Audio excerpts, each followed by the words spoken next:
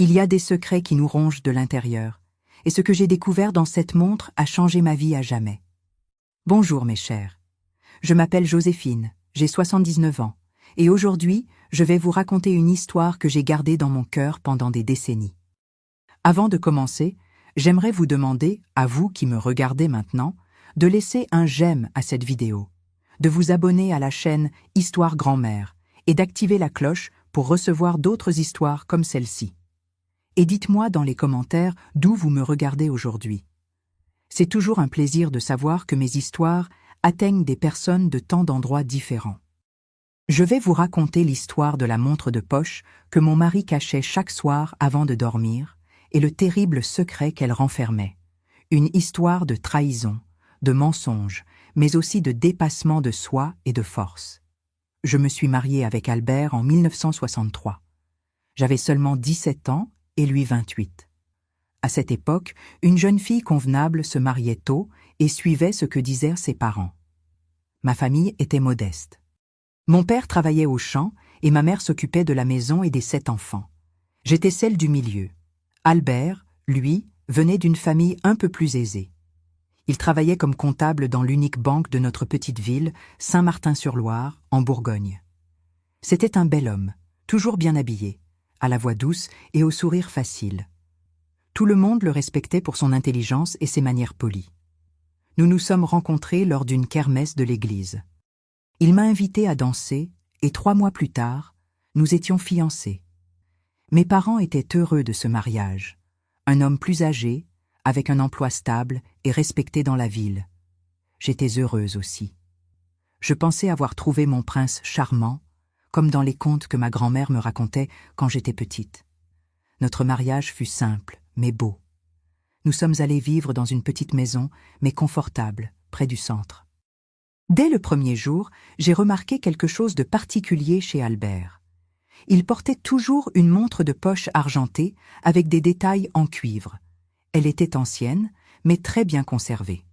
Selon lui, c'était le seul souvenir qu'il avait de son père, décédé pendant la guerre. La montre était vraiment belle, mais il y avait quelque chose dans sa façon de la traiter qui attirait mon attention. Tous les soirs, avant de dormir, il la retirait de la poche de son gilet, la regardait pendant quelques instants avec une expression que je n'ai jamais réussi à déchiffrer, un mélange de révérence et d'inquiétude, puis la rangeait dans une petite boîte en bois sculptée qu'il fermait avec une petite clé. Cette clé, il la portait toujours sur un cordon fin autour du cou. Il ne l'enlevait jamais, même pour se baigner. Au début de notre mariage, j'ai posé quelques questions sur cette montre. Pourquoi était-elle si importante? Pourquoi devait-elle rester enfermée? Pourquoi garder la clé toujours au cou? Mais il détournait toujours la conversation. C'est juste un souvenir de famille, Joséphine. Rien qui ne doive t'inquiéter. Et moi, élevée pour ne pas trop questionner, je respectais son silence. Les premières années, nous avons été heureux, du moins selon la façon dont je comprenais le bonheur à cette époque. Les enfants sont vite arrivés. Antoine est né la première année de mariage.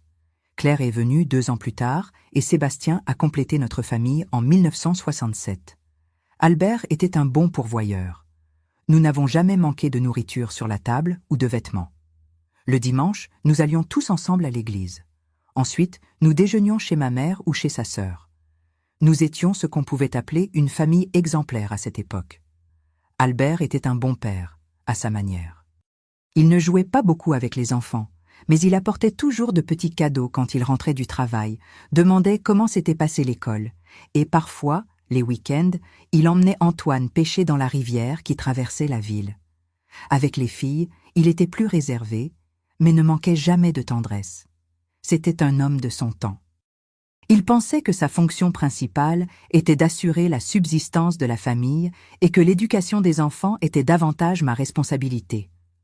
Je m'occupais de la maison et des enfants, je faisais toute la cuisine, je lavais et repassais les vêtements, je prenais soin du potager à l'arrière et je trouvais encore le temps de faire des broderies que je vendais pour compléter nos revenus.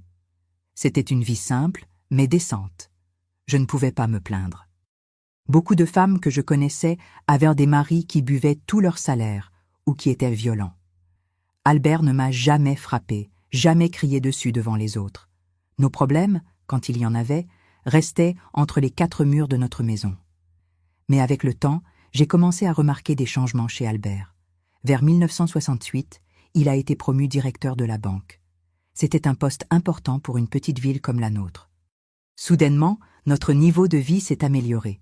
Nous avons déménagé dans une maison plus grande, avec une belle cour où les enfants pouvaient jouer. Nous avons acheté notre première radio. Albert a commencé à mieux s'habiller encore. Il faisait faire ses costumes dans la capitale. Et avec cette amélioration de notre vie sont venus les voyages. Au début, c'était une fois par mois. Albert disait qu'il devait aller à Paris pour des réunions au siège de la banque. C'était raisonnable pour son poste. Alors, je ne posais pas de questions. Mais peu à peu, ces voyages sont devenus plus fréquents. Une fois par mois est devenu 2, puis presque toutes les semaines. Il disait que c'était des réunions importantes, des formations, des conférences. Je le croyais, bien sûr. Pourquoi aurais-je douté de mon mari? C'est à cette époque qu'il a commencé à devenir plus distant, plus fermé. Parfois, il passait des heures en silence, lisant le journal ou simplement regardant dans le vide avec un verre de cognac à la main. Les enfants sentaient l'absence de leur père, surtout les week-ends, quand il était présent avant. Mais maintenant, il disait souvent qu'il devait régler des choses pour son travail.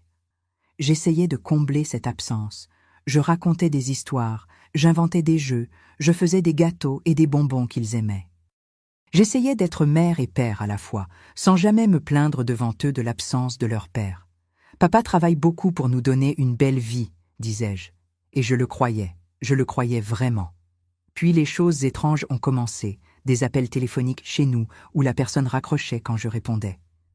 Au début, je pensais que c'était des erreurs, mais cela arrivait avec une fréquence suspecte. Et il y avait les télégrammes. Albert les recevait, les lisait rapidement et les brûlait aussitôt. Quand je demandais, il disait que c'était des affaires confidentielles de la banque, qu'il ne pouvait pas garder de traces pour des raisons de sécurité. Je commençais à sentir que quelque chose n'allait pas, mais je ne savais pas exactement quoi. À cette époque, il n'était pas courant de se méfier de son mari ou de le questionner directement. La femme devait être le pilier du foyer, celle qui maintient tout en ordre, celle qui ferme les yeux sur les petites fautes au nom de l'harmonie familiale. C'est du moins ce que ma mère m'avait toujours enseigné. Il y eut une nuit, cependant, qui a tout changé.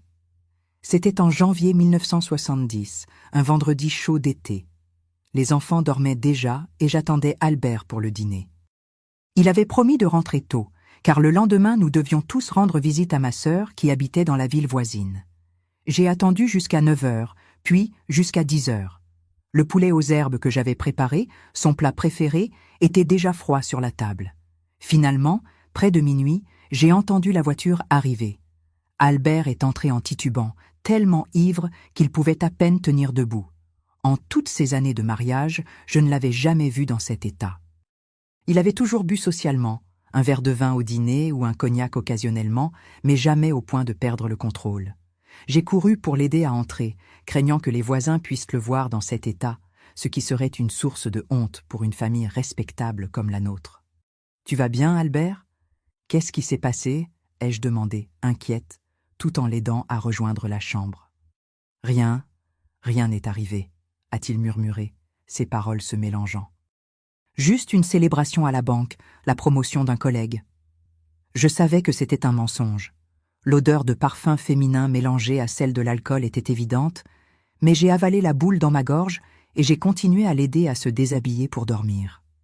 C'est alors que c'est arrivé. En essayant de retirer sa veste, il a trébuché et est tombé lourdement sur le sol de la chambre. J'ai essayé de le soulever, mais il était trop lourd pour moi. Pendant qu'il se débattait en essayant de se lever seul, j'ai vu quelque chose que je n'avais jamais vu auparavant. La chaîne qui attachait la clé de la boîte de la montre à son cou s'est cassée avec l'impact et la clé a roulé sous la commode. J'ai finalement réussi à l'aider à monter sur le lit. En quelques minutes, Albert ronflait profondément. Je suis restée là, debout, à le regarder avec un tourbillon de pensées. Puis mes yeux se sont tournés vers le sol, vers l'endroit où la clé était tombée. J'aurais pu laisser la clé où elle était jusqu'au lendemain. J'aurais pu oublier cette histoire, comme je l'avais fait pour tant d'autres choses durant toutes ces années. Mais 7 ans de petits doutes, de questions sans réponse, d'absence inexpliquée, avaient créé un poids dans ma poitrine que je ne pouvais plus ignorer.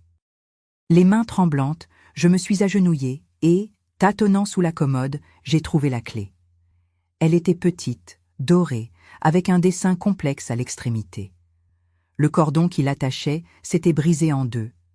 Je l'ai regardé dans la paume de ma main, sentant son poids, qui semblait beaucoup plus lourd qu'il ne devrait l'être pour un objet si petit. J'ai regardé Albert, profondément endormi sur le lit. Je savais qu'il ne se réveillerait pas de sitôt, pas dans l'état où il était. Lentement, je suis allé jusqu'à la commode, où se trouvait la petite boîte en bois sculpté qui gardait la montre. La boîte était belle, faite de palissandre, avec des sculptures délicates de fleurs et d'oiseaux. Je ne l'avais jamais ouverte auparavant. Durant toutes ces années de mariage, j'avais respecté l'espace privé de mon mari, ses petites réserves.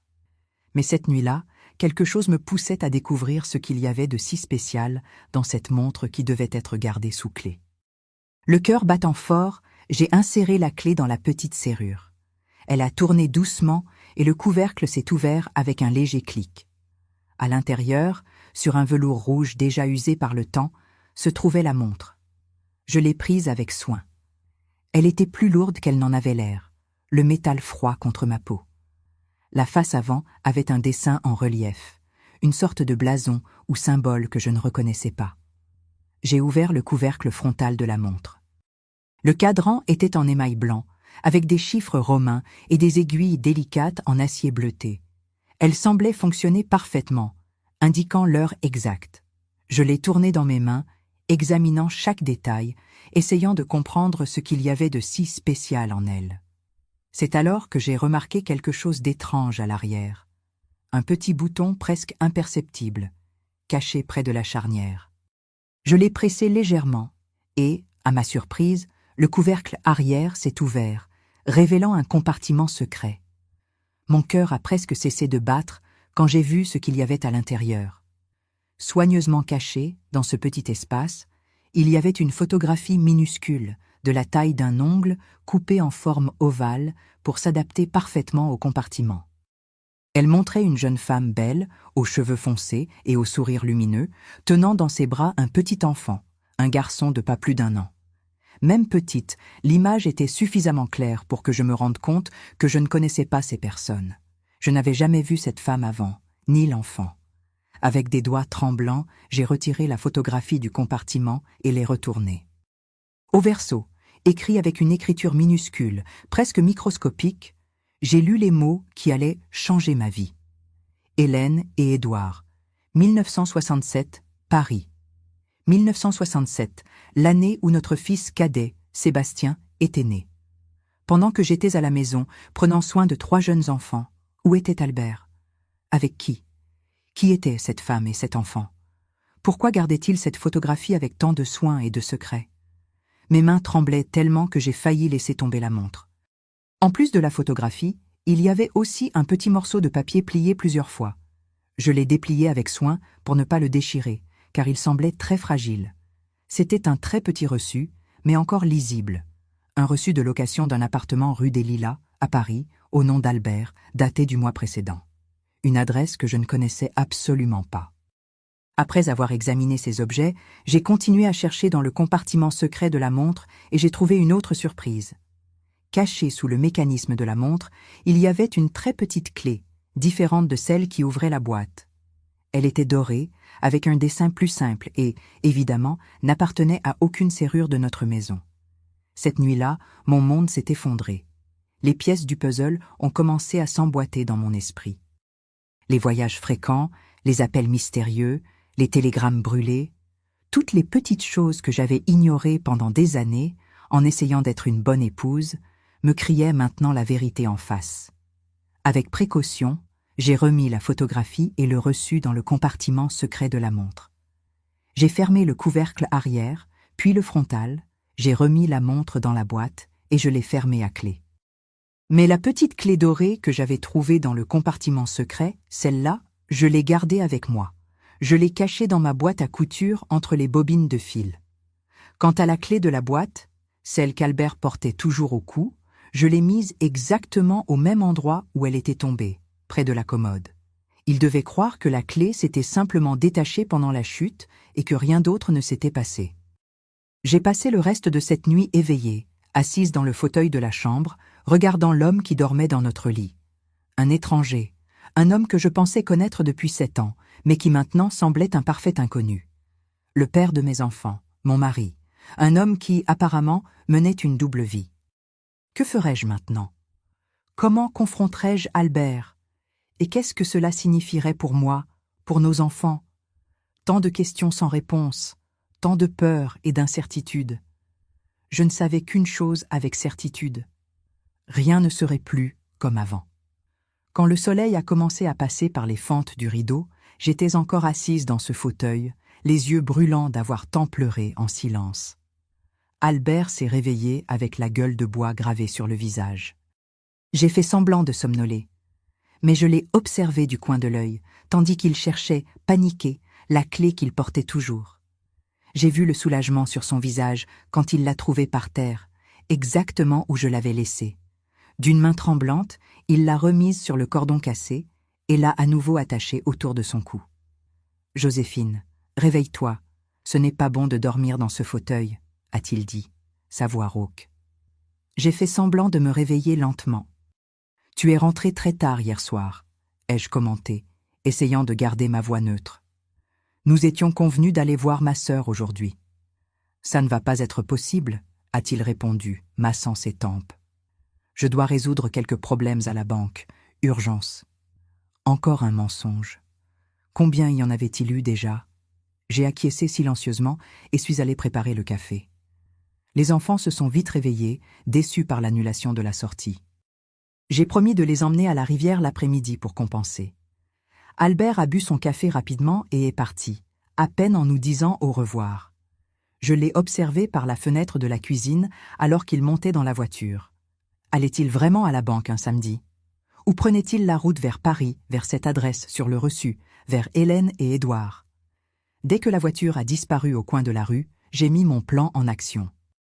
J'ai envoyé les enfants jouer dans la cour et suis allé directement au bureau d'Albert dans la maison, une petite pièce où il gardait des documents de la banque et faisait quelques comptes les week-ends. Normalement, je n'y serais jamais entrée sans y être invitée. C'était son espace et, dans notre maison, les espaces étaient bien définis. Le bureau était le territoire d'Albert, tout comme la cuisine était mon domaine. Mais maintenant, toutes les règles avaient changé. Le bureau était simple.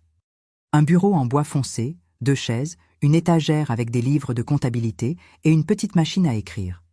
Au mur, un portrait de nous le jour de notre mariage et un calendrier de la banque. Je me suis assise sur sa chaise et j'ai commencé à ouvrir les tiroirs du bureau. Les 2 premiers contenaient ce que j'attendais. Des papiers de la banque, des stylos, des crayons, quelques reçus. Le 3e était verrouillé. J'ai essayé de le forcer, mais sans succès. C'est alors que je me suis souvenu de la petite clé dorée que j'avais trouvée dans la montre. Le cœur battant, j'ai cherché la clé dans ma boîte à couture et suis retourné au bureau. Je l'ai insérée dans la serrure du tiroir. Elle s'adaptait parfaitement. En tournant la clé, le tiroir s'est ouvert avec un léger clic. À l'intérieur, il y avait un dossier en cuir marron. Je l'ai ouvert avec précaution, comme quelqu'un qui désamorce une bombe. Le contenu a confirmé mes pires craintes. D'abord, un acte de naissance. Le papier officiel avec l'emblème de la République ne laissait aucun doute. Édouard Dubois, né le 15 avril 1967 à la maternité Sainte-Hélène, Paris. Père, Albert Dubois. Mère, Hélène Bertrand. 15 avril 1967.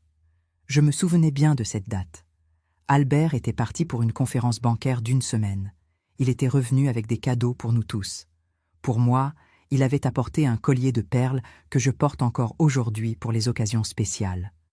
Maintenant, je connaissais le véritable motif du voyage, la naissance de son autre fils. Il y avait d'autres documents dans le dossier, des relevés bancaires d'un compte au nom d'Hélène Bertrand, avec des dépôts mensuels réguliers. La somme était considérable, presque autant qu'Albert destinait à nos dépenses mensuelles. J'ai aussi trouvé un contrat de location de l'appartement à Paris, des photos plus grandes d'Hélène et Édouard, et quelques lettres. D'une main tremblante, j'ai ouvert la lettre la plus récente, datée de 2 semaines auparavant. L'écriture délicate, sur papier bleu parfumé, trahissait déjà une femme. « Cher Albert, Édouard demande tous les jours quand tu reviendras. Son anniversaire approche et il espère que cette fois, tu pourras rester plus longtemps avec nous. Tu me manques terriblement. Ces 2 semaines sans toi semblent une éternité. Je comprends tes engagements, mais il est de plus en plus difficile d'expliquer tes absences à notre fils. Il est petit, mais il commence déjà à remarquer que son père est différent des pères de ses petits amis, qui sont toujours présents. Le médecin a dit que son rhume s'est amélioré. Ne t'inquiète pas, nous t'attendrons vendredi, comme convenu. Avec tout mon amour, Hélène. » Chaque mot était comme une piqûre d'aiguille dans mon cœur. Notre fils. Tu me manques. Avec tout mon amour. Des phrases qui m'avaient été dites un jour, maintenant répétées à une autre femme. J'ai continué à examiner le dossier et j'ai trouvé quelque chose de encore plus dévastateur. Un portrait de famille. Hélène, Édouard et Albert, tous les 3 souriants, devant un gâteau d'anniversaire avec 2 bougies. Albert tenait le garçon dans ses bras avec la même expression fière avec laquelle il avait déjà tenu nos enfants. La photo était datée. Anniversaire d'Édouard, 15 avril 1969. Exactement à la même période où Albert avait dit qu'il devait se rendre à Lyon pour une formation intensive à la banque. Il est resté absent pendant 10 jours. Il est revenu avec des histoires sur ses collègues, l'hôtel, les cours, tout était mensonge. Pendant que je tournais les pages de ce dossier, découvrant de plus en plus de preuves de la trahison, une colère sourde a commencé à grandir en moi. Ce n'était pas simplement une aventure, une affaire passagère. C'était toute une vie parallèle, construite avec la même délibération qu'on construit une maison, brique par brique. Depuis combien de temps cela durait-il? Au moins depuis 1966, quand Hélène est tombée enceinte. Plus de 3 ans de mensonges élaborés, d'allées et venues, d'histoires inventées. J'aurais pu crier, pleurer, casser des choses, mais à ce moment-là, un calme étrange s'est emparé de moi. C'était comme si j'observais la scène de l'extérieur, comme spectatrice de ma propre vie. J'ai remis tous les documents dans le dossier, sauf une copie de l'acte de naissance d'Édouard, que j'ai mise de côté comme preuve. J'ai fermé le tiroir et l'ai verrouillé. J'ai remis la clé dans la boîte à couture. J'ai passé le reste de la journée comme un automate. J'ai lavé le linge, préparé le déjeuner, emmené les enfants à la rivière comme je l'avais promis. J'ai fait toutes les tâches que j'ai toujours faites, mais mon esprit était loin, traitant la nouvelle réalité que j'avais découverte. Les enfants ont remarqué ma distraction, mais l'ont attribuée à la fatigue. « Maman est fatiguée aujourd'hui », disais-je en forçant un sourire. Le soir, j'ai donné le bain aux enfants, leur ai raconté des histoires pour qu'ils s'endorment et j'ai dressé la table pour le dîner. Albert est arrivé à 9 heures, fatigué, comme il disait toujours l'être après une journée de travail à la banque. Nous avons dîné en silence, avec seulement la radio qui jouait doucement en fond. Après le dîner, quand les enfants dormaient déjà, j'ai préparé un café et j'ai posé l'acte de naissance d'Édouard sur la table du salon. « Nous devons parler, Albert. » Il a levé les yeux du journal qu'il faisait semblant de lire et son regard est tombé sur le document sur la table. La reconnaissance a été immédiate. Son visage a pâli. Pendant un moment, j'ai pensé qu'il allait s'évanouir. Je n'avais jamais vu un homme perdre ses couleurs aussi rapidement. « Où as-tu trouvé ça ?» a-t-il finalement balbutié. « Ça n'a pas d'importance, » ai-je répondu, me surprenant moi-même par la fermeté de ma voix. Ce qui importe, c'est que je sais tout. Hélène, Édouard, l'appartement à Paris, les années de mensonges. Il est resté silencieux pendant un temps qui a semblé éternel. Puis, comme si une digue s'était rompue, il a commencé à parler. Les mots sortaient précipitamment, une confession qui semblait être bloquée depuis des années. Il a rencontré Hélène en 1966 lors d'un véritable voyage d'affaires à Paris. Elle était secrétaire au bureau régional de la banque.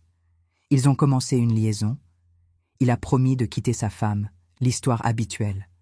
Quand Hélène est tombée enceinte, Albert a paniqué.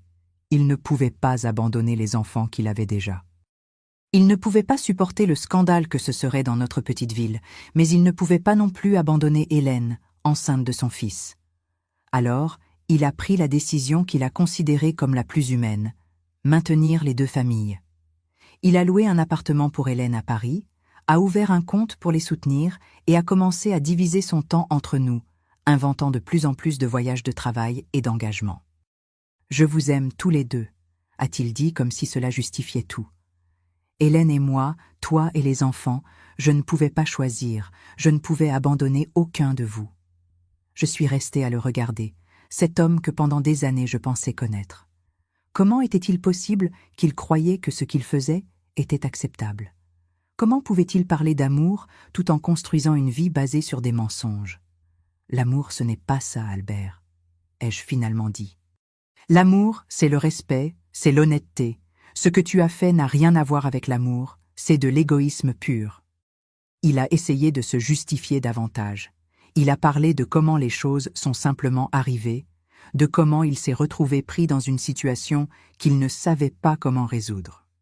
Il a parlé de ses sentiments pour moi, pour nos enfants, pour Hélène, pour Édouard, de comment il vivait divisé, tourmenté par la culpabilité, mais incapable de renoncer à aucune de ses familles. J'ai tout écouté en silence, le laissant se vider de ses excuses. Quand il s'est finalement tu, épuisé, j'avais déjà pris ma décision. Quelque chose en moi s'était brisé pour toujours avec la découverte de la trahison, mais en même temps, une nouvelle force était née des ruines. Une détermination que je ne savais pas que j'avais. « Tu dois choisir, Albert », ai-je dit avec un calme qui nous a surpris tous les deux. « Maintenant ? Non. Demain ? Non. La semaine prochaine. Maintenant. Soit tu restes avec nous, moi et tes enfants légitimes, ton épouse devant Dieu et la société, soit tu pars pour toujours vivre avec ton autre famille. » Il m'a regardé abasourdi, comme s'il ne pouvait pas croire ce qu'il entendait. Pendant des années, j'avais été l'épouse compréhensive, qui acceptait ses explications sans questionner, qui fermait les yeux sur ses absences et comportements étranges. Maintenant, pour la première fois, je prenais position. J'établissais une limite. « Joséphine, ce n'est pas si simple, » a-t-il commencé. « J'ai besoin de temps. J'ai besoin d'organiser les choses. Je ne peux pas simplement abandonner Hélène et Édouard du jour au lendemain. »« Le choix, c'est maintenant, Albert, » ai-je répété, ma voix plus ferme que jamais. « Si tu sors par cette porte pour aller vers eux, ne reviens plus, je trouverai un moyen d'élever nos enfants seuls. » Il m'a regardé longuement, comme s'il essayait d'évaluer si je parlais sérieusement. Puis, sans rien dire de plus, il s'est levé lentement et est monté dans la chambre. J'ai entendu ouvrir et fermer des tiroirs, le bruit d'une valise qu'on traîne. Je suis restée assise dans le salon, immobile, écoutant ses mouvements à l'étage au-dessus. Une partie de moi espérait encore qu'il changerait d'avis, qu'il choisirait de rester, qu'il demanderait pardon à genoux. Mais une autre partie, peut-être la plus lucide, savait déjà quel serait son choix. Une demi-heure plus tard, il est descendu avec une petite valise. Il s'est arrêté devant moi, ses yeux évitant les miens. « Je vais chercher quelques affaires dans le bureau », a-t-il dit presque dans un murmure. J'ai acquiescé silencieusement. J'ai observé pendant qu'il entrait dans le bureau et en sortait quelques minutes plus tard. Dans sa main, en plus de la valise, il portait maintenant le dossier en cuir marron et la petite boîte en bois avec la montre. « Dis aux enfants que dis-leur que… » Il a essayé, mais les mots semblaient en fuir. « Je dirai ce qui sera le mieux pour eux », ai-je répondu. « Laisse-moi m'en occuper. » Il a acquiescé, semblant soulagé que j'assume cette responsabilité aussi. Typique. Même à la fin, il essayait encore d'échapper aux conséquences de ses actes. « J'enverrai de l'argent tous les mois », a-t-il promis. « Vous ne manquerez de rien. »« Occupe-toi de ton autre famille », ai-je répondu. « Nous trouverons un moyen. » Avec un dernier regard hésitant, il a marché jusqu'à la porte. Sa main sur la poignée s'est arrêtée comme s'il allait dire autre chose. Mais qu'y avait-il de plus à dire? Il s'est retourné et est sorti, fermant doucement la porte derrière lui. J'ai entendu le moteur de la voiture démarrer, le son diminuant à mesure qu'il s'éloignait. Et à ce moment-là, j'ai su qu'une phase de ma vie était terminée. Moi, qui me définissais toujours comme épouse et mère, j'étais maintenant une femme abandonnée, avec 3 jeunes enfants à élever dans une société qui ne voyait pas d'un bon œil les femmes séparées. Mais au lieu du désespoir, j'ai ressenti une étrange sensation de soulagement, comme si un poids avait été retiré de mes épaules.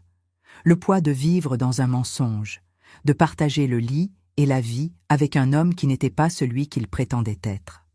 Je suis montée lentement et suis allée regarder mes enfants dormir. Antoine, 6 ans, si semblable à son père dans ses gestes et son obstination, Claire, 4 ans, avec mes yeux et mon tempérament calme, et Sébastien, seulement 3 ans, encore un bébé à mes yeux. Ils dormaient tranquilles, sans savoir que leur vie avait alors changé pour toujours cette nuit-là. Me promettant de faire tout mon possible pour les protéger, pour compenser l'absence du père, pour leur donner une vie digne, je me suis couchée dans mon lit, maintenant seulement le mien. Et pour la première fois depuis longtemps, j'ai pleuré sans crainte d'être entendue. J'ai pleuré pour le mariage que je croyais avoir, pour les promesses brisées, pour la famille qui s'est défaite. Mais j'ai aussi pleuré de soulagement pour la vérité enfin révélée, pour la libération d'une vie de mensonges. Cette nuit-là, alors que les larmes lavaient mon âme, je ne savais pas encore ce que l'avenir réservait. Je ne savais pas les défis que j'affronterais en tant que femme seule dans une petite ville des années 1970. Je ne savais pas les difficultés financières, les préjugés, les portes fermées, mais je ne savais pas non plus la force que je découvrirais en moi-même, la capacité de réinvention, l'amour qui me soutiendrait à travers mes enfants. Ce que je savais à ce moment-là, c'est que la vérité, aussi douloureuse soit-elle, est toujours préférable au plus doux des mensonges. Et que la montre qu'Albert protégeait tant, avec son compartiment secret gardant la preuve de sa trahison, avait ironiquement marqué la fin d'un temps dans ma vie et le début d'un autre. Un temps de défi, mais aussi de découverte. Un temps qui, regardant maintenant en arrière, à mes 79 ans, je peux dire qu'il a été le début de ma vraie vie. Le lendemain matin du jour où Albert est parti, je me suis réveillée avec les yeux gonflés et la gorge sèche. Pendant un instant, encore somnolente, j'ai tendu la main vers son côté du lit. Il était vide, froid. La réalité m'a frappée comme un seau d'eau glacée. J'étais seule. J'ai entendu les pas légers de Claire dans le couloir.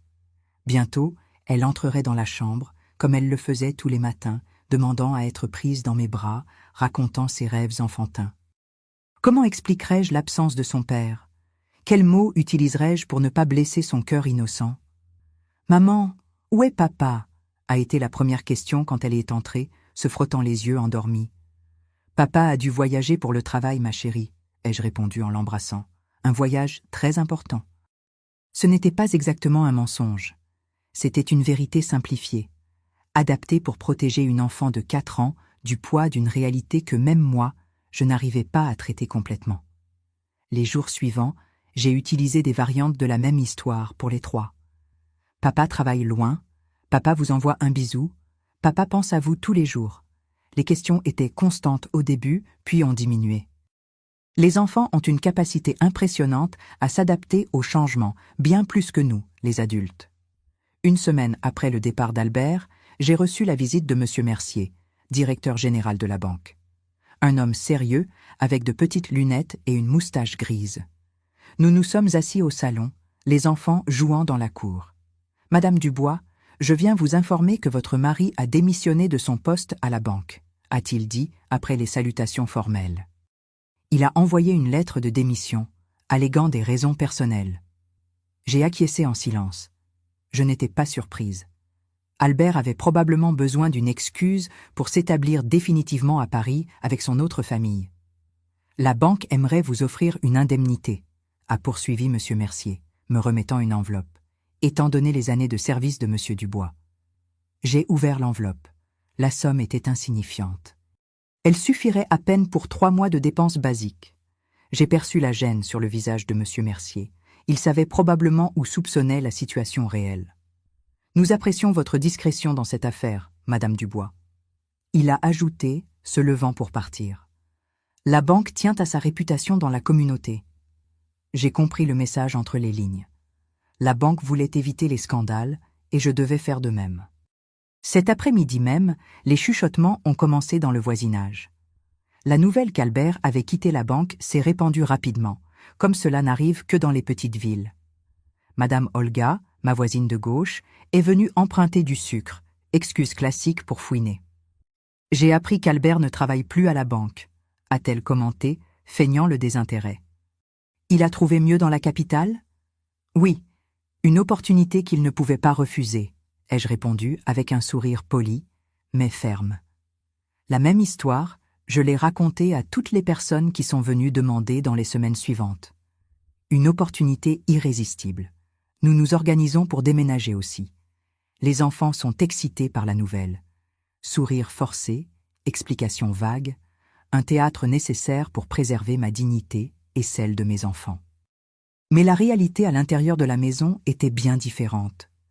L'argent de l'indemnité s'est épuisé rapidement. Je n'avais pas d'expérience de travail. Je m'étais mariée très jeune, passant directement de la maison de mes parents à celle d'Albert. Je n'avais jamais eu besoin de travailler à l'extérieur. Je n'avais jamais développé de compétences que le marché valorisait. L'argent mensuel promis par Albert n'est jamais arrivé. J'ai découvert plus tard qu'il avait demandé un transfert vers une filiale de la banque à l'étranger. En Suisse, a-t-on dit, un moyen pratique d'échapper à ses responsabilités en France. J'ai commencé à vendre des choses de la maison. D'abord, les objets de valeur, la radio, la machine à coudre Singer qu'Albert m'avait offerte pour notre 3e anniversaire de mariage, quelques bijoux que j'avais hérités de ma grand-mère. Puis, des pièces de décoration, des meubles qui n'étaient pas essentiels. Chaque vente était comme arracher un morceau de moi, de la vie que j'avais construite, des souvenirs que j'avais collectés. Ma sœur Cécile, qui habitait dans la ville voisine, a été mon plus grand soutien durant cette période. Mariée à un commerçant prospère, elle avait une situation financière confortable. Elle a proposé que nous déménagions chez elle jusqu'à ce que je me stabilise. « Je ne veux être un fardeau pour personne, Cécile », ai-je refusé au début. « La famille n'est pas un fardeau, Joséphine », a-t-elle répondu avec cette fermeté qui la caractérisait. « Et ses enfants ont besoin d'un toit sûr. » J'ai fini par céder. En mars 1970, 2 mois après le départ d'Albert, nous avons quitté notre maison. J'ai vendu la plupart des meubles. J'ai gardé seulement quelques souvenirs personnels et des vêtements. Le plus difficile a été d'expliquer aux enfants. « Mais quand papa reviendra, où va-t-il habiter ?» a demandé Antoine, l'aîné, montrant déjà la perception aiguë qu'il a toujours eue. « Papa sait où nous trouver, mon chéri », ai-je répondu, ravalant la boule dans ma gorge. « Ne t'inquiète pas pour ça maintenant. » La maison de Cécile était grande et confortable, avec un beau verger à l'arrière où les enfants adoraient jouer. Mon beau-frère, Auguste, était un homme généreux qui ne nous a jamais fait sentir comme des intrus. Malgré tout, je savais que c'était une solution temporaire. Je devais retrouver mon indépendance pour moi et pour mes enfants. J'ai commencé à chercher du travail. C'est alors que j'ai réalisé combien le monde était hostile pour une femme seule dans les années 1970, surtout une sans formation spécifique. Les rares postes disponibles pour les femmes, secrétaires, réceptionnistes, vendeuses, exigeaient jeunesse, apparence impeccable et surtout aucun engagement familial qui pourrait interférer avec le travail. 3 jeunes enfants. Vous allez beaucoup vous absenter quand ils seront malades, m'a franchement dit le propriétaire d'un magasin de tissus, refusant ma candidature. Je suis retournée chez Cécile ce jour-là, sentant le poids du monde sur mes épaules. Les enfants dormaient déjà quand je suis arrivée. Je me suis assise sur la véranda à l'arrière, regardant le ciel étoilé, et j'ai pleuré silencieusement. « Mon Dieu, donne-moi une lumière », ai-je murmuré à la nuit. « Montre-moi un chemin. » C'est alors que je me suis souvenue de Madame Amélie, une dame pour qui je faisais occasionnellement des broderies du temps où j'étais mariée. Elle avait une petite boutique de vêtements pour enfants dans la ville où nous habitions maintenant. Le jour suivant, je suis allée la voir. Madame Amélie était une femme pratique, peu loquace et au regard pénétrant. Elle a écouté mon histoire résumée. J'ai omis la partie de la trahison, disant seulement qu'Albert nous avait quittés, et elle a examiné les broderies que j'avais apportées comme échantillon de mon travail. « Votre point est ferme, les finitions sont impeccables », a-t-elle commenté. « Je peux utiliser votre talent, mais je ne peux pas payer beaucoup. »« N'importe quoi est mieux que rien, Madame Amélie », ai-je répondu, sentant une petite flamme d'espoir s'allumer. Nous avons commencé un arrangement simple. Elle me fournissait les tissus coupés et les modèles. Je les emportais à la maison et brodais des détails sur les vêtements, des fleurs, des animaux, des lettres. Le paiement était par pièces livrées. Ce n'était pas beaucoup, mais c'était un début. Je travaillais principalement la nuit, après que les enfants s'endormaient. Assise à la table de la cuisine, sous la lumière jaunâtre de la lampe, mes doigts couraient agilement sur le tissu, créant de petites œuvres d'art. Il y avait quelque chose de thérapeutique dans ce travail. Chaque point fait était comme si je reconstruisais non seulement un vêtement, mais ma propre vie. Avec le temps, ma clientèle s'est développée. D'autres commerçantes ont commencé à me solliciter. Puis sont venues des commandes particulières, des layettes de bébé, des nappes pour occasions spéciales, des détails sur des robes de fête. Cécile m'a aidé à organiser un petit atelier dans la chambre d'amis de la maison, avec une table appropriée pour la coupe et la couture, un meilleur éclairage, une armoire pour ranger les matériaux. Les enfants se sont bien adaptés à la nouvelle vie. Antoine et Claire fréquentaient l'école locale. Sébastien, encore petit, restait à la maison avec moi. C'était un garçon doux qui adorait dessiner et s'occupait facilement avec du papier et un crayon pendant que je travaillais. Les mois ont passé et avec eux, la douleur de la trahison d'Albert s'est transformée en quelque chose de différent.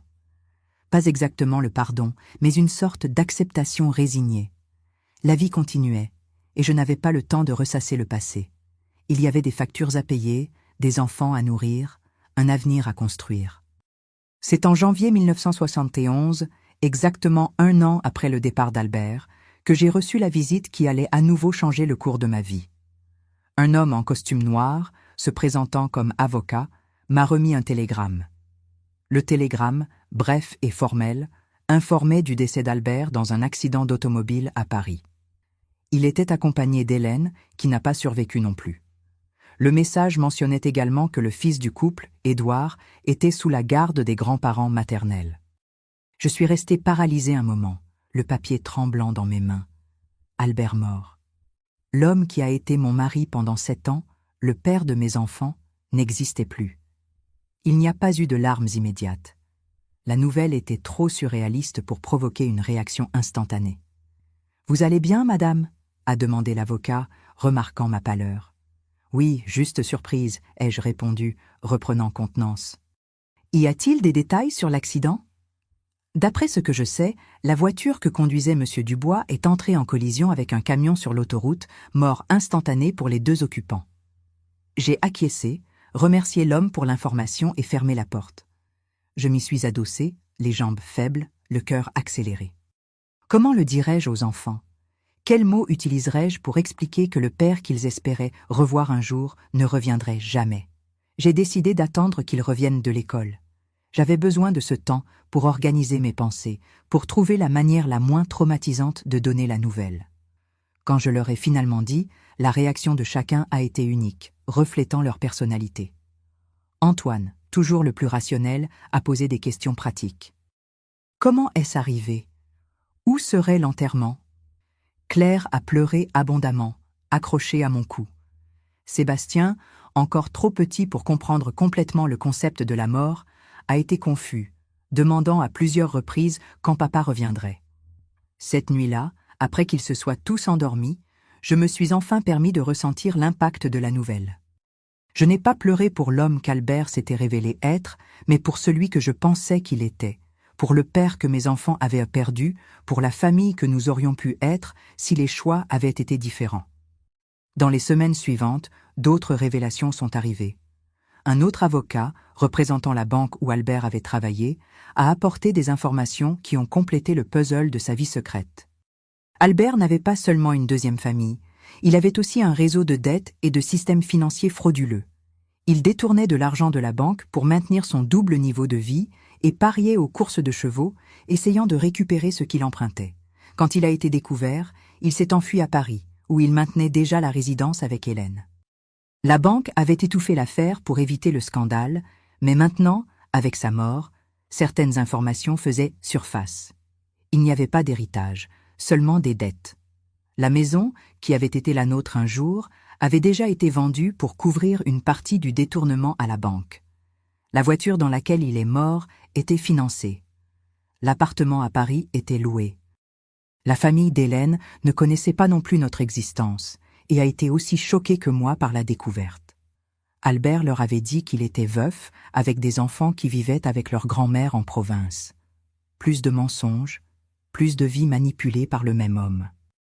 Au milieu de ce tourbillon, j'ai reçu une correspondance inattendue. Un paquet envoyé de Paris, contenant la petite boîte en bois avec la montre de poche qu'Albert chérissait tant, accompagnée d'une lettre écrite par lui.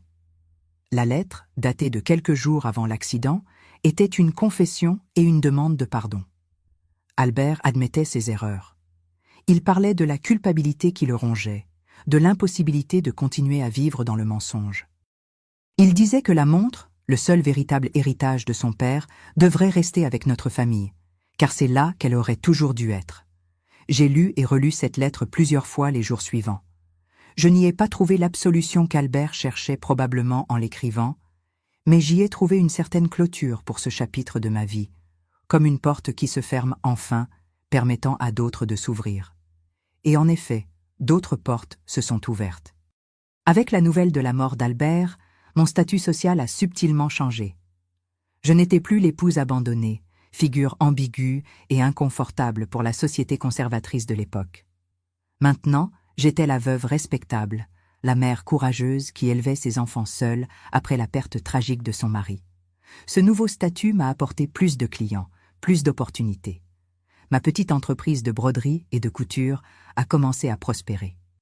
Au milieu de 1971, j'ai loué une petite maison dans la même ville, près de celle de Cécile. Elle était modeste, mais à nous, un espace pour recommencer, pour construire de nouveaux souvenirs. La décennie 1970 a été de beaucoup de travail et de nombreuses conquêtes petites, mais significatives. En 1974, j'ai réussi à louer un espace commercial dans la rue principale de la ville où j'ai ouvert mon propre atelier de couture. Au début, c'était juste moi, puis j'ai embauché 2 assistantes.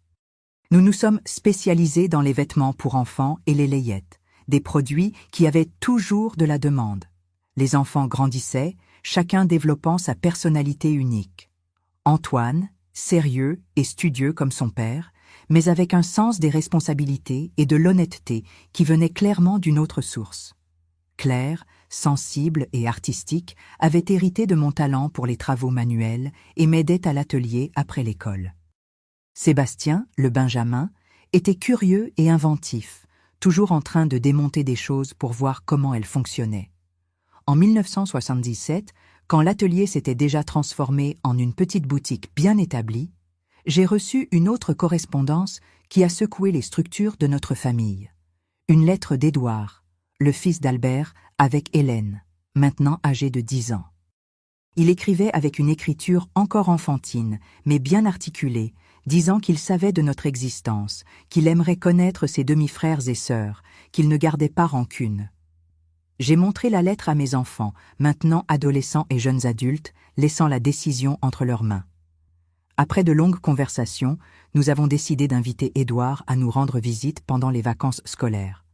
La rencontre a été émouvante et étrange à la fois. Édouard était l'image vivante d'Albert. Les mêmes yeux, le même sourire, les mêmes gestes. Voir en lui l'homme que j'avais aimé un jour, maintenant à travers le prisme des années et de la sagesse acquise, a été une expérience surréaliste.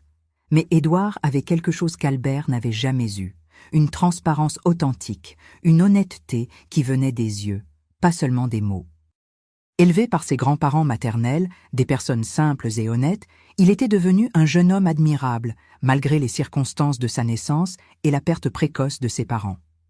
Cette visite a été la première de nombreuses au fil des ans. Édouard est devenu partie intégrante de notre famille, un lien inattendu avec un passé que nous aurions pu choisir d'oublier, mais qui, en l'embrassant, nous a apporté une forme de guérison que nous n'imaginions pas possible. Et quant à la montre, je l'ai gardée non comme souvenir de l'homme qui m'a trahi, mais comme symbole de ma propre force. Cet objet qui gardait un secret si douloureux a été ce qui m'a fait trouver en moi un courage que je ne savais même pas que j'avais. Des années plus tard, quand mes enfants étaient déjà adultes et que je m'étais retiré, laissant la boutique aux soins de Claire et Sébastien, j'ai découvert que la montre avait une valeur historique considérable. C'était vraiment une pièce ancienne fabriquée au XIXe siècle, appartenant à l'origine à un aristocrate européen. Albert n'avait pas menti sur ce point. C'était vraiment un héritage de famille. Je l'ai offerte à Édouard, trouvant juste qu'il ait aussi un souvenir de son père. Mais il a refusé, disant que la montre était exactement où elle devait être avec moi, la femme qui avait eu le courage d'affronter la vérité et de reconstruire sa vie à partir des morceaux laissés par le mensonge. Aujourd'hui, en regardant en arrière, vers la jeune effrayée que j'étais un jour, découvrant un secret gardé dans une montre de poche, je ressens un mélange de compassion et d'admiration. Compassion pour la douleur que j'ai affrontée, admiration pour la force que j'ai découvert avoir. La vie nous enseigne de façon étrange, parfois cruelle. Mais si nous sommes ouverts à l'apprentissage, chaque leçon, aussi douloureuse soit-elle, apporte avec elle une graine de croissance. Vous savez, mes chers, la vie a de ces surprises. Quand nous pensons que nous avons tout traversé, que nous connaissons tous les virages du chemin, elle vient et nous montre qu'il y a encore beaucoup à découvrir, beaucoup à vivre. Les années 1980 sont arrivées en apportant des vents de changement pour notre famille. Mon petit atelier de couture s'était transformé en une boutique respectée dans la ville. Création Joséphine n'était plus seulement une entreprise de survie, mais une entreprise prospère qui me remplissait de fierté. Nous avions 6 couturières travaillant à temps plein, 2 vendeuses et une comptable. Imaginez seulement, moi, qui savais à peine faire les comptes de la maison quand Albert est parti, maintenant en train de gérer une équipe. Notre spécialité continuait à être les vêtements pour enfants et les layettes, mais nous avions élargi aux robes de fête et, ma plus grande fierté, aux robes de mariée. La première robe de mariée que j'ai confectionnée était pour la fille du maire en 1982. Je me souviens d'avoir passé des nuits blanches, brodant de minuscules perles sur le corsage, ajustant chaque centimètre de la jupe en satin. Quand je l'ai vue marcher vers l'autel, radieuse dans cette création sortie de mes mains, j'ai ressenti une émotion indescriptible. C'était plus qu'une robe. C'était un rêve matérialisé en tissu et fil. À partir de là, je suis devenue la couturière la plus demandée pour les mariés dans toute la région. Les jeunes filles venaient des villes voisines pour commander leurs robes, souvent accompagnées de leur mère, qui avaient également été mes clientes quand elles étaient enfants. Cette continuité, ce lien entre générations à travers mon travail, était quelque chose qui m'émouvait profondément. À cette même époque, mes enfants suivaient déjà leur propre chemin. Antoine, mon aîné, toujours studieux et déterminé, a obtenu son diplôme d'ingénieur civil à l'Université de Lyon en 1981. Ce fut le jour le plus fier de ma vie jusqu'alors. Moi, assise dans l'audience de la cérémonie de remise des diplômes, voyant mon fils recevoir son diplôme, consciente de chaque sacrifice, chaque nuit mal dormie, chaque budget jonglé pour payer ses études. « Cette réussite est la tienne, maman », m'a-t-il dit, me remettant le diplôme juste après la cérémonie. « C'est toi qui as construit les fondations qui m'ont permis d'arriver jusqu'ici. » J'ai pleuré dans ses bras, pensant au long chemin parcouru depuis cette nuit de 1970, quand je me suis retrouvée seule avec 3 jeunes enfants et sans perspective. Qui aurait dit que cette femme désespérée réussirait non seulement à survivre, mais à donner à son fils les moyens de devenir ingénieur? Claire, ma fille cadette, a choisi un chemin différent. Elle a toujours eu un talent naturel pour les affaires, bien plus que moi. Alors que j'étais douée pour la création et la production, elle avait le don pour les chiffres, les stratégies, les tendances du marché. Après avoir terminé le lycée, elle a refusé l'opportunité d'aller à l'université, préférant travailler directement avec moi à la boutique. « Maman, ce que j'apprends ici avec toi dans la pratique, aucune université ne peut me l'enseigner », a-t-elle argumenté quand j'ai essayé de la convaincre d'étudier la gestion, et elle avait raison. Sous sa direction, la boutique a prospéré encore plus. C'était son idée d'étendre notre activité à la capitale en ouvrant une succursale à Paris en 1983. Cette expansion était à la fois effrayante et excitante. Une boutique dans la capitale signifiait plus de visibilité, plus de clients, mais aussi plus de responsabilités, plus de risques. Je me souviens avoir passé des nuits sans dormir, inquiète des dettes du financement, de l'embauche de nouveaux employés, de la logistique de gérer 2 établissements à des kilomètres de distance.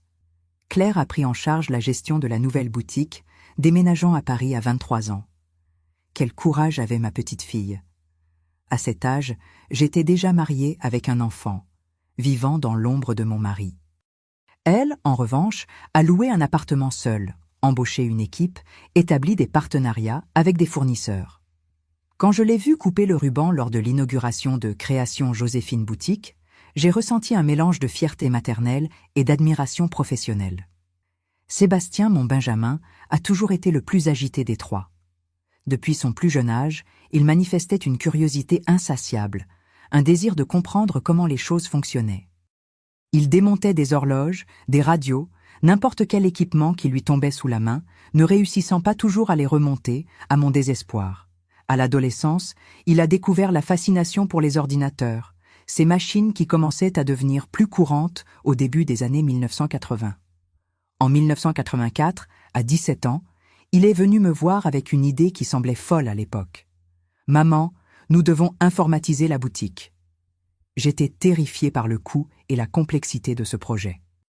Les ordinateurs étaient des équipements chers, complexes, quelque chose pour les grandes entreprises, pas pour une petite boutique de vêtements en province. Mais Sébastien avait cette lueur dans les yeux, cette conviction inébranlable qui rappelait tant son père dans ce qu'Albert avait de meilleur. « Fais-moi confiance », a-t-il demandé. « Ça va révolutionner la façon dont nous gérons l'entreprise. » J'ai respiré profondément et j'ai fait confiance. Nous avons investi toutes nos économies dans l'achat d'un ordinateur IBM, une machine énorme qui occupait la moitié de l'arrière-boutique. Sébastien a passé des semaines à apprendre à l'utiliser, créant des programmes pour le contrôle des stocks, le registre des clients, la comptabilité. Les premiers mois ont été chaotiques.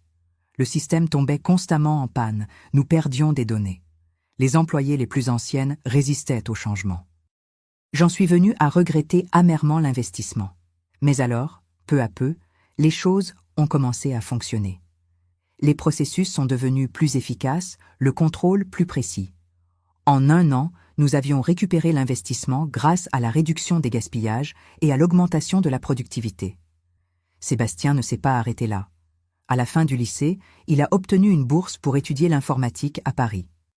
Un autre enfant qui quittait la maison, une autre séparation douloureuse pour moi, mais nécessaire pour sa croissance. « Je vais créer un système pour relier les 2 boutiques, maman », a-t-il promis en partant.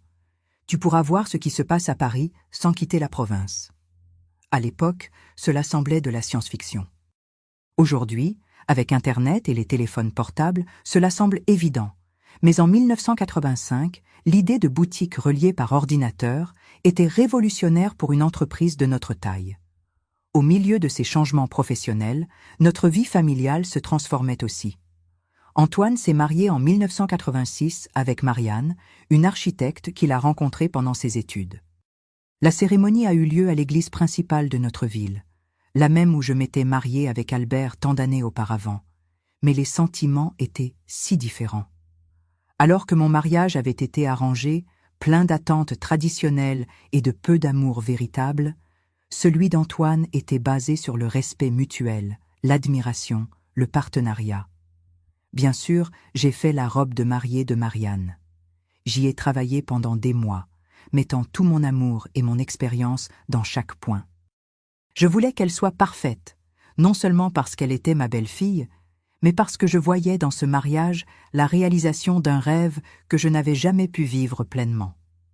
Une union basée sur un choix conscient, non sur des conventions sociales. La réception a eu lieu dans la salle paroissiale, simple mais élégante. Pendant la fête, au milieu de la musique et des félicitations, j'ai eu un moment de profonde réflexion. En regardant mon fils et sa jeune épouse danser, Claire discutant avec animation avec les invités, Sébastien ajustant le son avec son habileté technique, j'ai ressenti une immense gratitude pour la vie. Malgré toutes les difficultés, toutes les trahisons et déceptions, nous avions construit quelque chose de beau, quelque chose de vrai. C'est lors de cette fête, d'ailleurs, que j'ai rencontré Gérard, un veuf qui s'était récemment installé dans notre ville. Il était le père d'une des couturières de la boutique, un homme gentil, au sourire facile et à la conversation agréable. Nous avons dansé, parlé de jardinage, une passion que nous avons découvert partagée et échangé des impressions sur la vie en tant que parents solo. Je n'imaginais pas cette nuit-là que cette rencontre fortuite donnerait naissance à une amitié qui se transformerait lentement en quelque chose de plus. À 49 ans, Je m'étais habituée à l'idée de vivre seule, que mon histoire romantique s'était terminée avec le départ d'Albert. Mais la vie, comme toujours, avait d'autres plans. Gérard a commencé à apparaître à la boutique plus fréquemment, toujours avec une excuse. Apporter quelque chose à sa fille, poser une question sur une commande, demander conseil pour un cadeau. Peu à peu, nos rencontres se sont étendues à des cafés après le travail, des promenades dans le jardin public le dimanche, des dîners où nous parlions pendant des heures de livres, de films, de voyages que nous aimerions faire. C'était étrange, après de 50 ans, de sentir ces papillons dans le ventre, cette attente avant une rencontre, cette joie en entendant la voix de quelqu'un. Mes enfants l'ont remarqué avant même que je ne me l'avoue à moi-même. « Maman, tu es différente », a commenté Claire lors d'une de ses visites de la capitale.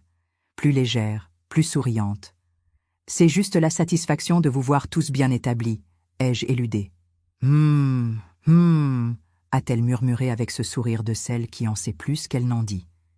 Est-ce que ça n'aurait pas quelque chose à voir avec un certain monsieur aux cheveux gris qui n'arrête pas d'appeler à la boutique? J'ai rougi comme une adolescente et changé de sujet. Mais la vérité est que Claire avait raison. Quelque chose naissait, quelque chose d'inattendu et de beau.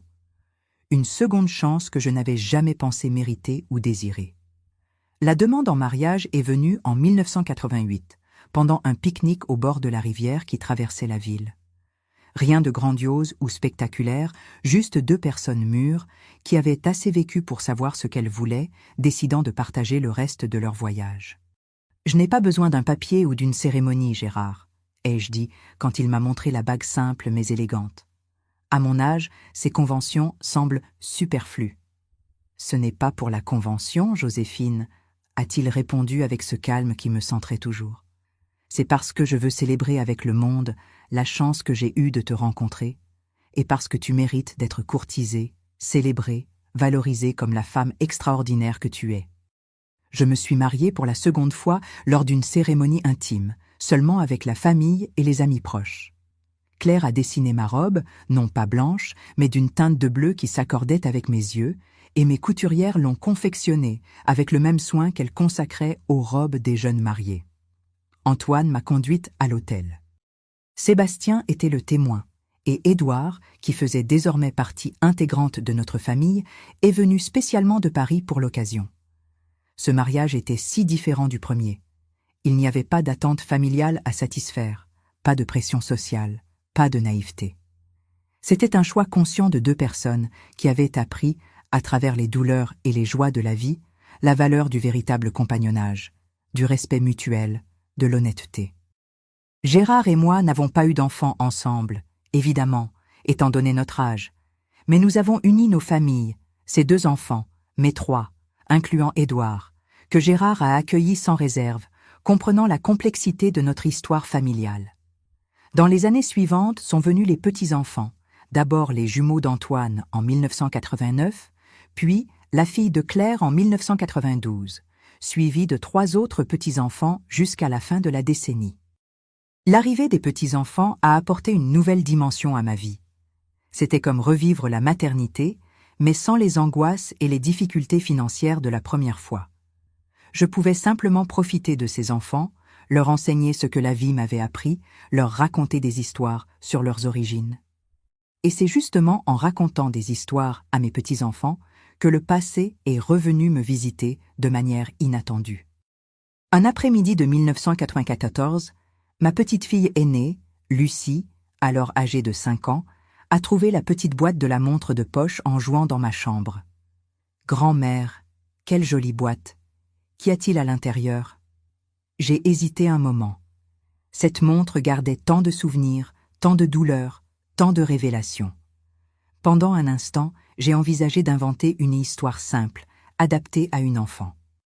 Mais alors, je me suis souvenu comment les mensonges, même les mieux intentionnés, peuvent grandir et devenir des monstres incontrôlables.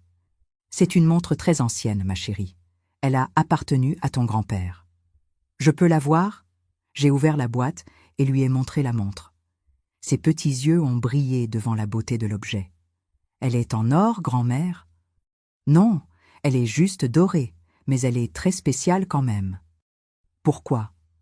Ah, la curiosité enfantine, si directe, si honnête.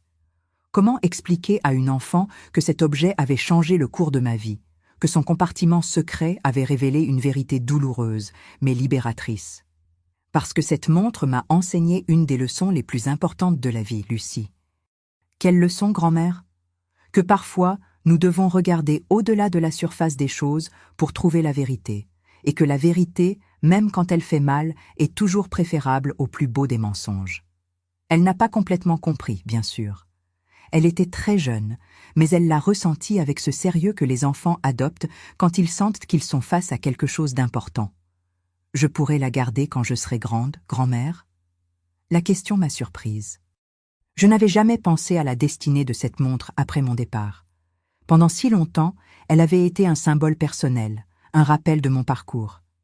Peut-être, ma chérie, quand le moment sera venu. Pour l'instant, elle reste gardée ici avec nos histoires et nos souvenirs. Ce soir-là, j'ai raconté à Gérard cet épisode. Lui qui connaissait toute mon histoire, qui avait écouté patiemment chaque détail sur Albert, Hélène, la montre et son compartiment secret, a pris mes mains entre les siennes. Sais-tu ce qui m'impressionne chez toi, Joséphine? Ta capacité à transformer la douleur en sagesse, la trahison en force. Beaucoup de personnes se seraient laissées aigrir, se seraient fermées à la vie. Tu as choisi d'aller de l'avant, de construire quelque chose de nouveau, d'embrasser même le fils de l'autre femme comme s'il était le tien. Je n'avais pas le choix, Gérard. J'avais 3 enfants à élever. On a toujours le choix, mon amour. Tu aurais pu choisir le chemin du ressentiment, de l'amertume. Au lieu de cela, tu as choisi celui du pardon, non pas pour Albert, mais pour toi-même. Et cela a fait toute la différence. Ces paroles ont touché quelque chose de profond en moi. Je n'avais jamais pensé que pardonner à Albert était quelque chose que j'avais fait pour moi, pas pour lui. Mais Gérard avait raison.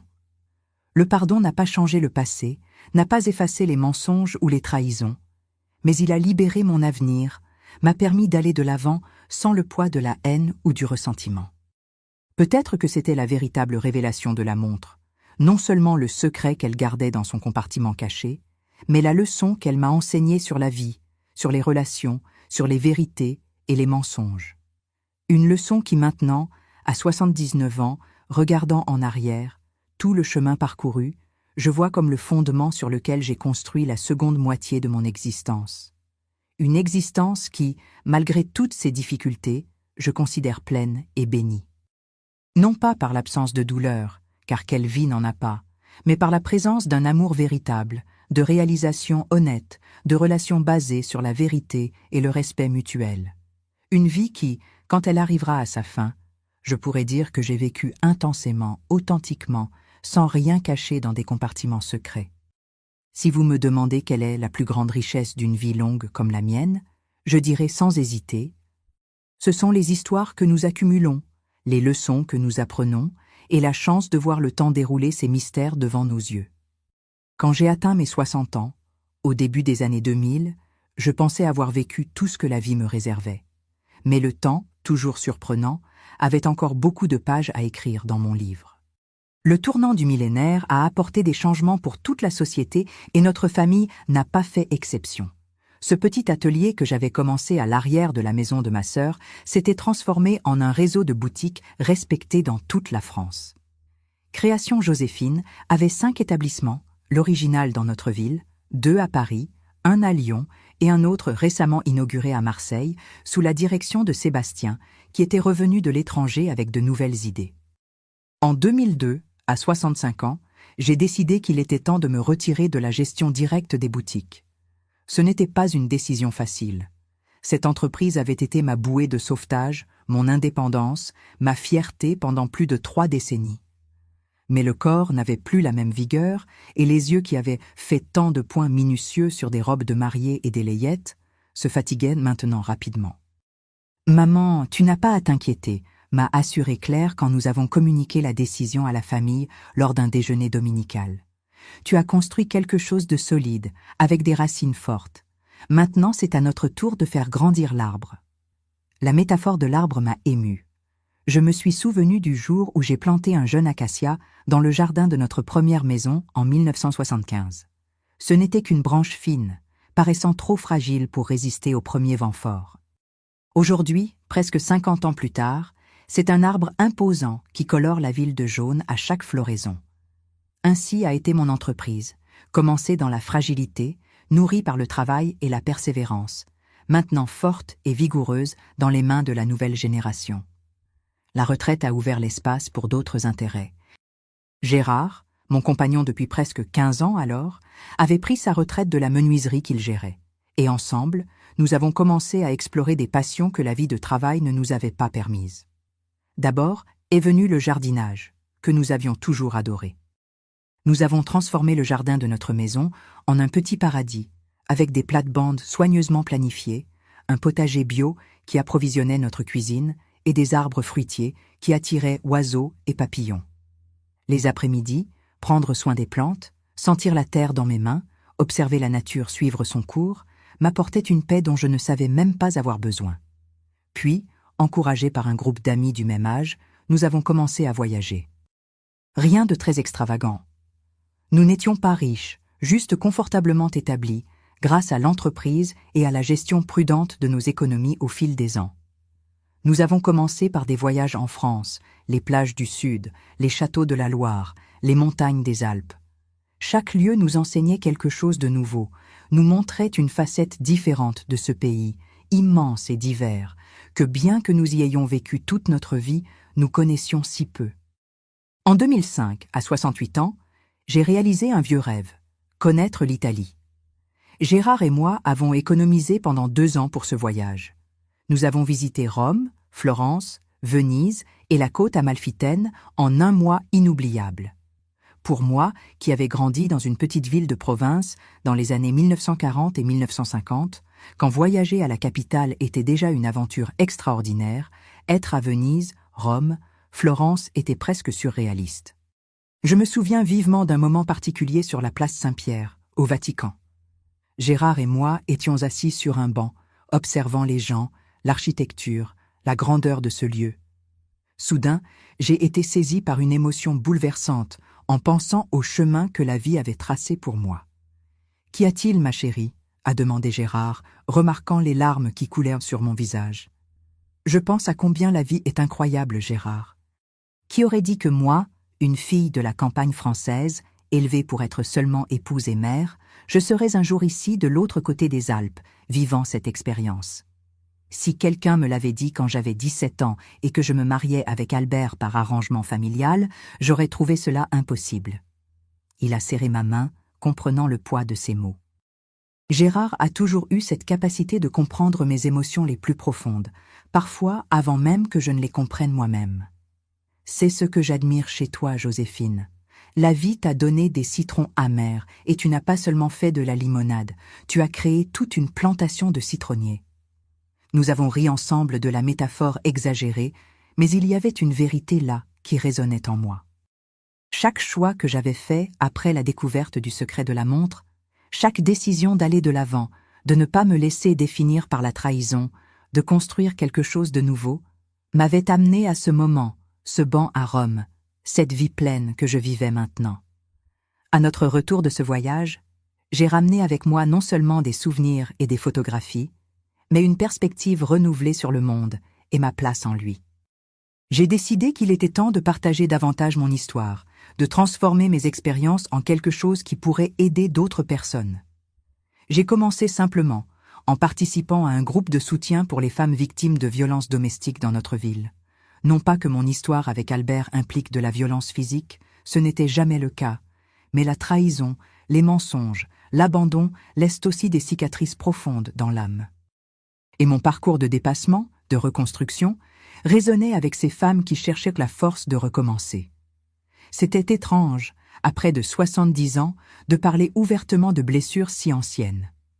Pendant des décennies, j'avais gardé des parties de mon histoire pour moi, partagées seulement avec la famille et les amis les plus proches. Mais il y avait quelque chose de libérateur à utiliser mes douleurs passées pour éclairer le chemin d'autres personnes. Lors d'une de ces réunions, j'ai rencontré Catherine, une assistante sociale qui coordonnait des projets pour les femmes en situation de vulnérabilité. Elle m'a invité à donner une conférence sur l'entrepreneuriat féminin au centre communautaire. L'idée m'a terrifiée. « Je ne suis pas conférencière, Catherine », ai-je protesté. Je n'ai jamais parlé en public de ma vie. Mais tu as une histoire puissante, Joséphine, a-t-elle insisté. Et une expérience pratique qu'aucun professeur d'université ne peut offrir. Ces femmes ont besoin de voir quelqu'un comme elle, qui a commencé de zéro, a affronté l'adversité et a vaincu. J'ai accepté à contre-cœur. J'ai passé des semaines à préparer ce que je dirais, répétant pour Gérard, qui m'écoutait patiemment raconter les mêmes histoires, suggérant des ajustements, m'encourageant quand la nervosité menaçait de me faire abandonner. Le jour de la conférence est arrivé. Le centre communautaire était plein, pas seulement de femmes du projet, mais aussi de jeunes entrepreneurs, d'étudiantes, de curieuses. J'ai tremblé en montant sur la petite scène improvisée. Mais alors j'ai respiré profondément, regardé ces visages expectatifs, et j'ai commencé à raconter mon histoire. J'ai parlé de la jeune Joséphine, mariée à 17 ans, mère à 18, dédiée exclusivement au foyer et à la famille. J'ai parlé de la découverte douloureuse du secret gardé dans la montre de poche, de la double vie d'Albert, de la décision de le confronter, du choix qu'il a fait en partant. J'ai parlé des années difficiles en tant que mère célibataire, des portes fermées, des préjugés, des nuits de pleurs silencieux pour ne pas réveiller les enfants. Et j'ai parlé de l'atelier de couture, des premières commandes, de l'expansion graduelle, des défis de gérer une entreprise croissante, des joies de voir mes enfants suivre leur propre chemin. En terminant, j'ai remarqué qu'il y avait des larmes sur de nombreux visages, pas seulement de tristesse pour la douleur partagée, mais d'espoir pour l'exemple de dépassement. Les questions sont venues en cascade. L'intérêt était authentique, la connexion établie était profonde et véritable. Cette première conférence a mené à d'autres. Bientôt, j'étais invitée à des événements dans les villes voisines, à des programmes à la radio locale, à des interviews dans des journaux régionaux. À 71 ans, j'ai découvert une nouvelle vocation, celle de conteuse d'histoire, d'inspiratrice, de mentor. En 2008, sur invitation de Sébastien, qui en plus de gérer la boutique de Marseille, était devenu professeur universitaire d'entrepreneuriat, j'ai donné une conférence à ses étudiants à la faculté. Ce fut une expérience surréaliste. Moi, qui avais à peine terminé l'école primaire, parlant à de jeunes universitaires, partageant des connaissances qu'aucun livre académique ne pourrait offrir. « Maman, tu es une étude de cas de réussite », m'a dit Sébastien après la conférence, utilisant cette terminologie moderne à laquelle je ne me suis jamais habituée. « Les étudiants sont fascinés par ta trajectoire. Tu devrais écrire un livre. » La suggestion m'a semblé absurde sur le moment. Écrire un livre. Moi, qui ai grandi à une époque où les filles apprenaient à broder et à cuisiner, pas à exprimer des idées par écrit, mais la graine a été plantée et a commencé à germer silencieusement. En 2010, à 73 ans, j'ai commencé à mettre mes mémoires sur papier. Ce n'était pas facile. Les mots ne coulaient pas toujours comme je l'aurais souhaité. L'organisation des idées s'embrouillait parfois. Les émotions ressurgissaient intenses en revisitant certains épisodes, mais j'ai persisté. Gérard a été mon premier lecteur, mon éditeur informel, mon plus grand soutien. Le livre « La montre de poche », Mémoire d'une vie réinventée, a été publié de façon indépendante en 2012 avec le soutien financier de mes enfants. Je n'attendais pas un grand écho. C'était plus un projet personnel, un héritage pour mes petits-enfants et arrière-petits-enfants. À ma surprise, le livre a trouvé son public. Il a commencé à circuler dans les clubs de lecture de la région, puis dans les bibliothèques communautaires, et a finalement attiré l'attention d'un éditeur de taille moyenne qui a proposé une réédition avec distribution nationale. Voir mon nom sur la couverture d'un livre dans les rayons des librairies a été une émotion que je n'avais jamais imaginé vivre. Les lettres et emails, ceux-ci, Sébastien m'aidait à les lire, que j'ai reçus de lectrices de tout le pays, des femmes qui s'identifiaient à différents aspects de mon histoire, qui trouvaient de l'inspiration dans mon parcours, confirmaient que partager nos expériences, même les plus douloureuses, peut être une forme puissante de connexion humaine. Au milieu de toute cette activité, notre famille continuait à grandir et à se transformer. Antoine et Marianne ont célébré 25 ans de mariage en 2011 avec une émouvante cérémonie de renouvellement des vœux. Claire, après un divorce difficile, a trouvé un nouvel amour à 50 ans et a recommencé, prouvant que les secondes chances n'ont pas d'âge. Sébastien s'est enfin établi après des années dédiées exclusivement à sa carrière, se mariant avec Paul, son compagnon d'une décennie, quand l'union homosexuelle a été légalisée en France. Édouard, le fils d'Albert avec Hélène, devenu partie intégrante de notre famille, maintenant professeur universitaire à Paris, me rendait régulièrement visite avec sa femme et ses enfants. Le lien entre nous a toujours été spécial. Une connexion forgée non par le sang, mais par le choix conscient de transformer une histoire de douleur en une relation d'affection authentique. Les petits-enfants, déjà adolescents et jeunes adultes, apportaient l'énergie de la jeunesse à nos réunions familiales. Et en 2013 est arrivée ma première arrière-petite-fille, Marie-Claire, fille de ma petite-fille Lucie. Tenir ce petit paquet dans mes bras, observer ses traits délicats, sentir sa chaleur, c'était comme boucler un cycle. 4 générations de femmes, chacune portant un peu des précédentes, chacune ouvrant de nouvelles voies. C'est à cette époque que la montre de poche, gardée pendant tant d'années, a de nouveau occupé une place centrale dans ma vie. Lucie, maintenant mère, s'est souvenue de la promesse que j'avais faite quand elle était enfant. « Grand-mère, tu te souviens quand tu m'as montré la montre ? Tu as dit qu'un jour, quand je serai adulte, je pourrais peut-être la voir. Je crois que maintenant je comprends la vraie valeur de cet objet. » J'ai été surprise qu'elle se souvienne de cette conversation d'il y a tant d'années. Mais Lucie a toujours été observatrice, sensible aux nuances des relations familiales, intéressée par les histoires qui fondaient notre existence. La montre n'est pas seulement une antiquité précieuse, a-t-elle continué. C'est un symbole de ton parcours, de notre histoire familiale. J'ai lu ton livre, j'ai écouté tes conférences. Maintenant, je comprends combien cet objet a changé le cours de ta vie et, par extension, de ma propre existence. J'ai apporté la petite boîte en palissandre sculptée de ma chambre. Le temps avait assombri le bois, adouci les contours des sculptures, mais elle était toujours magnifique dans sa simplicité élégante. Je l'ai ouverte avec soin. La montre, entretenue régulièrement au fil des ans, fonctionnait encore parfaitement. « Tu sais » ai-je dit à Lucie en faisant tourner la montre entre mes doigts. Pendant longtemps, cet objet a représenté pour moi la douleur de la trahison, la rupture d'une vie que je croyais sûre. Puis il est devenu le symbole de ma capacité de survie, de reconstruction. Aujourd'hui, je le regarde et j'y vois principalement de la beauté des choses qui, malgré leurs imperfections, ont une histoire, ont de la profondeur. J'ai montré à Lucie le petit bouton latéral qui ouvrait le compartiment secret.